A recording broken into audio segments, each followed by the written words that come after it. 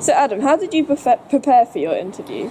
So I think the most important thing for me when I was preparing for my interview was just actually realising that I need to be reading things, I need to be thinking about the things that I read so that I'm actually comfortable talking about them. In terms of practically preparing for my interview, we had a mock interview at my school. Admittedly, it wasn't the most helpful, simply because my school never really had many people go or attend Oxbridge.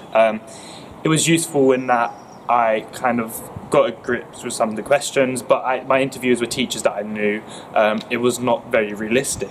So that was great and very beneficial, but could have been a lot better.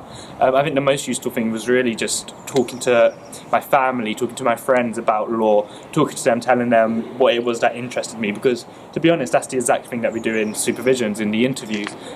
We talk about the law, what we find interesting, and so the best thing to prepare for interview for me was to do exactly that with people who had absolutely no idea what law is. So what were the logistics of your interviews? Like, how many did you have, or how many people were in them? Okay, so I mean, for law at Queen's, I had one interview. I know at some other colleges they have more than one interview, but at Queen's I only had one interview. In my interview was one of the professors at the college, and another member of the college who was the head of welfare at Queen's. So I came in, it was about a half an hour interview. They asked me questions. At the end there was an opportunity for me to ask any questions, which was quite nice because there was a small question I had on the course and the course structure which I'd seen online, and I just wanted to clarify something about that. Before that I actually had an entrance exam that I had to do on the same day. That was the Cambridge Law Test.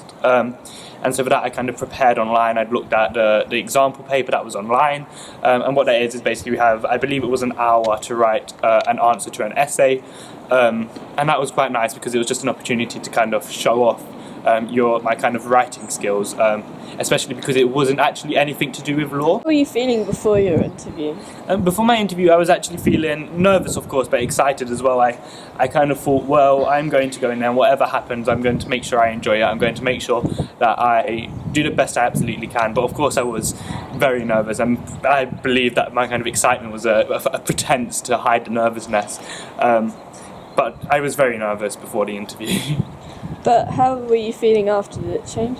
Afterwards I came out of the interview thinking I'd done absolutely awful. I actually walked around Queen's College thinking it was the last time I was ever going to see the place.